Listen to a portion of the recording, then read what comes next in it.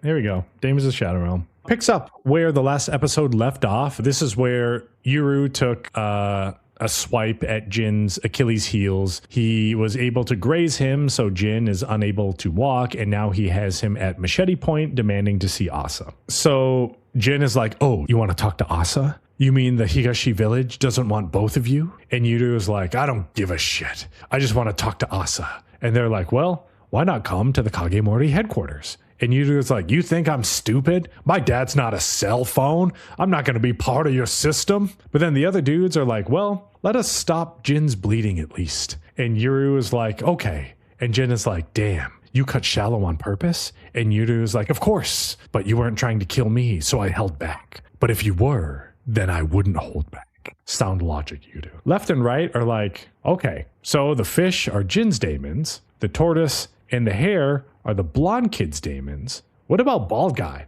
And he's like, oh, yeah, they're right over there. They don't fit through the door. And then, yeah, in your screenshot, you just see the bald guy has this crazy giant eye. It's like a giant version of the girl from The Ring or some shit. I don't know. Yeah. We haven't seen it yet in this episode. So I'm just going to assume that they're really annoying and way too big. And later when we see them fight, somebody will be like, oh, they're just giant. I'm just going to go in a building. And then the building is going to get fucking demolished. Yeah, it kind of reminds me of Bleach. And forgive me, I have to look up the name of the guy, but the dog, whoever the dog guy was. Oh, yeah. But, you know, his Bankai was like sick as fuck, right? He would Bankai and you literally had a giant samurai robot that was like mirroring his moves or whatever. And when you first saw it, I was like, damn, that thing's fucking sick and OP, but it just fucking sucks. So I imagine this guy's daemons are going to be the same way. Like they look big and foreboding and scary, but they're probably just trash. Dude, there's so many Bankais in fucking Bleach that are just like, okay, literally OP as fuck. And then there's so many Bankais in that show that are just like absolute dog shit. It's just like JJK. I mean, you have people with good powers and you have people with shit powers. I don't know, because like if you were looking at it, what's her name? With the stars, like the push and pull. Theoretically, the understanding and the usage case of that domain expansion and that power could be similar to the level of Gojo if somebody doesn't figure it out. Because Gojo, Infinity, and his natural state of things, he's... Exactly. So the other girl's thing could theoretically be as good as Gojo. Yes. Gojo is still better. Because he's using his powers in conjunction, right? Yeah. So the idea that Sukuna's powers can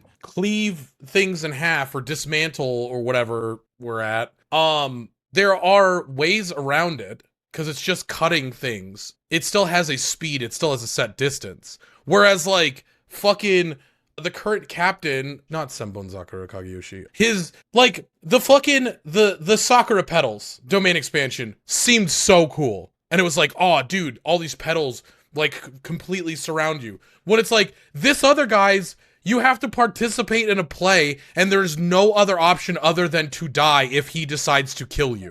Like, there's no way out of it, and that's what pisses me off, is like, in JJK, at least they fucking break it down, where they're like, okay, this is how you circumvent this overpowered ability. Yeah, okay. Yeah, I mean, JJK has more thought in it than Bleach. That's what pisses me off about Bleach, is that, like, it's just like, oh, this is a cool thing, let's expand on the cool part of it, not expand on the part of it that makes it, like, somewhat beatable, and give these characters, but like, other people are like, my Bankai is make sword big, and you're like, dude, you're so fucked. Like, how the fuck do you fight against bald guy? Whatever the bald guy. Yeah. He's the joke. Like, I mean, fucking Zabimaru, get the fuck out of here, dude. You're so fucked. Fucking Ichigo, theoretically, people are like, oh yeah, Ichigo's Bankai, it's not what we think it is. It's literally organizing fate. And it's like, shut the fuck up. How is that a power in the Bleach universe? Also, it's fucking Ichigo's so strong, he cuts through all... That's fucking stupid. Anyways. Jin says Sorry. He isn't bringing Asa here, but can promise if he goes to the Kagemori Manor, he won't be harmed. And Yuru's like, cool, let's go, as Hana's dog is listening from outside. Oh, he's so goddamn cute, dude. I want a dog this summer. I'm gonna get a dog this summer. Damn. Thinking about it for like a year, so... Nice. Do it. Anyways. Are you going to get a Shiba Inu like that? A Shiba or a Corgi. Shibas have really aggressive temperaments, just so you know. If not trained well, yeah. I think that's like any dog, really. Yes, true. But Jin is like, we got to clean up our mess first. And Ai-chan eats up all the stuff. And Jin says, I basically store shit and Makoto can produce it later, which we kind of already knew. Left is like, hey, yo, how much does that turtle weigh? And the blonde kid is like, I don't know. I never weighed him, but he can get heavier. And then Left and the turtle have a stare off. But then the rabbit and Right also have their own staring contest. And Right doesn't like that rabbit very much. Cuts to Asa getting a call on her phone and then runs into Gabby's room and just punches her in the stomach and is like, guess what? Jin is bringing Yudu here. Jin calls the big boss and he's like, I got Yudu. And he's like, sick. I'm at the onsen. Keep him there until I get back. And then while he's in the onsen, he has some crazy ass looking daemon that he's like sitting on top of while he's there. Like the eye socket's just open with the water coming out of it. It's like, ooh, I gotta wash my eye socket now. And you're like, fuck, dude. Well, only one eye socket. Yeah, because the other eye's eye. there. Damn. Yeah. Well, I'm sure it's a very nice daemon. Mm-hmm. Allowing him to stand on it and he's just like vibing up there. Can't judge a daemon by its cover. Yeah, true. They get to the Kagemori Manor, and Left and Right are like, I heard you guys had a shit ton of daemon wielders. And Jin is like, yeah, you'll see once we get past the barrier. And they drive through the gate, and Left and Right are like, holy shit, there's so many. And then it shows Hana's dog hanging out outside of the barrier. Cuts to Hana and Dara, and the cat is showing them where Yudu is and types in Kagemori Park. And they're like, shit. Well, daddy's off to pick up his son. Hey. Cuts back to the Kagemori Manor, and some other guys roll up, and Jin is like, how you know we were here? And he's like, I got good hearing. And his name is Kagemori Asuma. And he has a lantern with like a night and day sun on it. And I thought that was like symbolism for like Asa and Yudu, where they're night and day, some bullshit. I don't know. Did I take a screenshot of it? Did you? No, I didn't. Okay. But Asa comes running out and is like, you're alive, Yudu. Can I hug you? And she's like, I don't know how to act anymore. And Yudu is like, I'm here to get questions answered, not to make friends. Asa was like, hey, you guys want to hang out with me? And they're like, fuck no. And he's like, oh, okay, cool. See you later. And he walks away and a little moth follows behind him. So I assume that's one of his daemons, probably. Probably, yeah.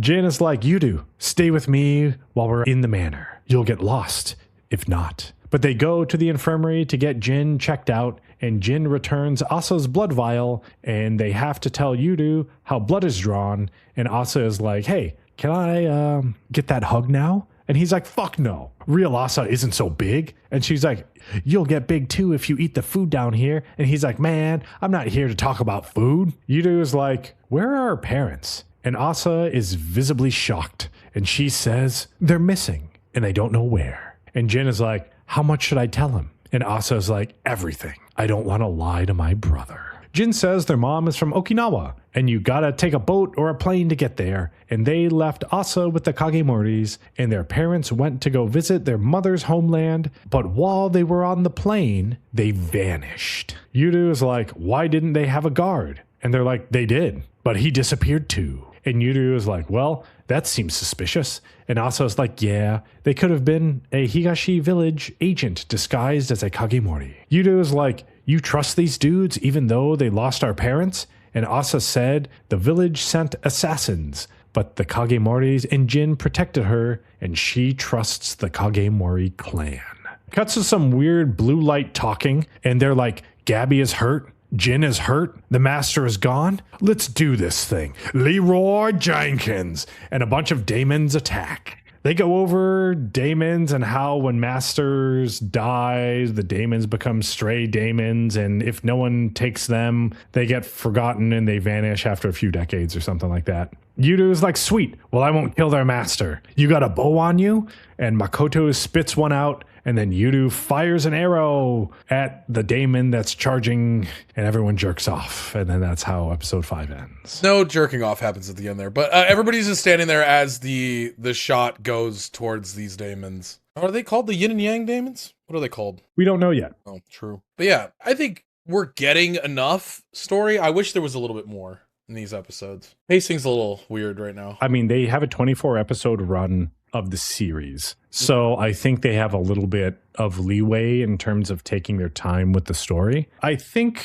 we can really speculate here that there's more than meets the eye in terms of the Kagemoris, in terms of the Higashi village, in terms of Daemons in general, where not in this episode, next episode, we're going to kind of learn a little bit more about Daemons and Daemon wielders and kind of like the landscape of what. This is only gonna be 24 episodes? I don't know if it's only going to be 24 episodes, but this season has a 24 episode. Gotcha. Okay, because Full Metal Alchemist Brotherhood is 64 episodes. Yeah. 5 seasons. But also that was made in a time that anime was in a different. Yeah. 15 era. years ago. Fuck! Oh my god, I'm so old. I don't mind it. I mean, it has, I don't think it's like the best thing I've ever seen, but I think it has all of the elements of something decent. Like, I think it has enough comedy relief that doesn't seem too forced. I think it has enough intrigue right now where it kind of keeps your attention, where you're like, I wonder what's going on. It has enough cool action and fighting and I guess like violence, I suppose, that, you know, can kind of keep someone that likes action a little bit engaged. I think it has a little bit of something for everybody right now, but I don't think it's doing the best at any one of those pieces. I think everything is just kind of like decent so far, I suppose. The manga started in 2021 and still running to this day. So much stuff is getting picked up before it's done, which is new as well. I mean, that makes sense for his original work, Full Metal Alchemist. We watched, it was the first 12 fucking chapters of Full Metal Alchemist in general got picked up for a 24 episode show, and then they fucking just went ham on it, and then they just did their own fucking thing by the end of it. And while it was still good, we didn't know what Full Metal Alchemist Brotherhood would be, and then they made Full Metal Alchemist Brotherhood, and we're like, oh shit, this is infinitely better. And I mean, for like anime only watchers, like we're always going to be at a disadvantage. We're always going to be the ones to get the information last. Even if you look at like ReZero, for example, is one that cuts a lot of content out to be able to fit the time slot of what an anime can fit. So anime only, I don't feel like you're always going to get the full scope of the story because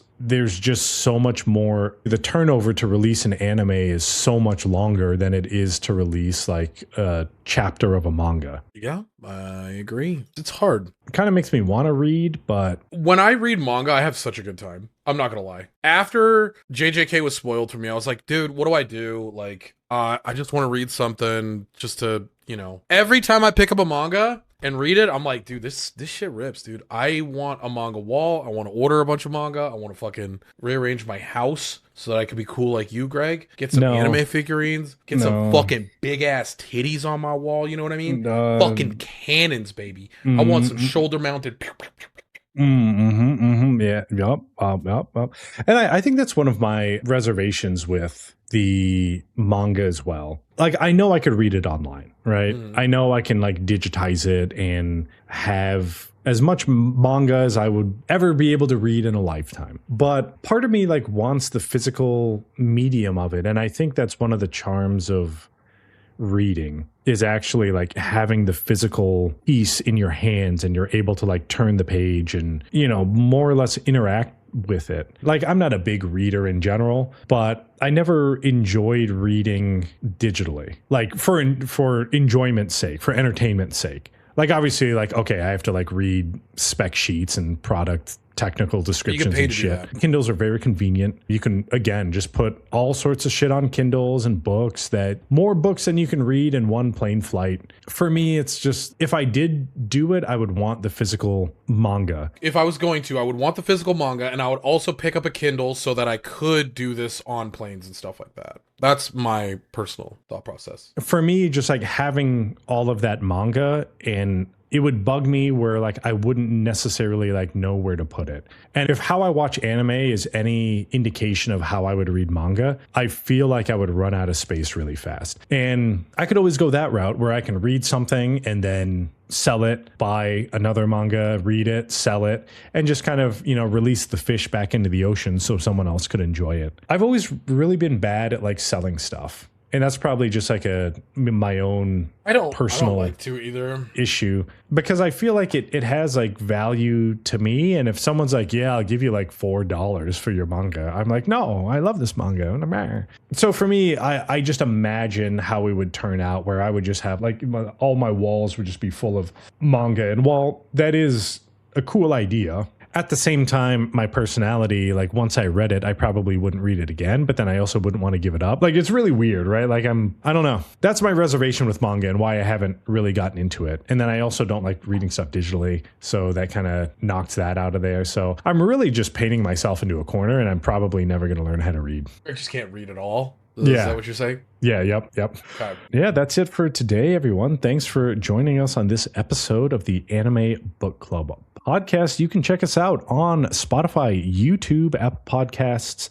Anywhere that you listen to podcasts, you will find the Anime Book Club podcast. You could also visit us on the Instagrams at the Anime Book Club podcast, or on the internet at https://theanimebookclub.com, where you can see our faces and links to episodes that we feel you guys would enjoy. Also, visit gamersups.gg and be sure to use promo code DJ Montague at checkout for 10% off of your entire order. And I guess at this point, you should just get some shirts from gamersups.gg, because the IT aesthetics is no longer in existence. For now.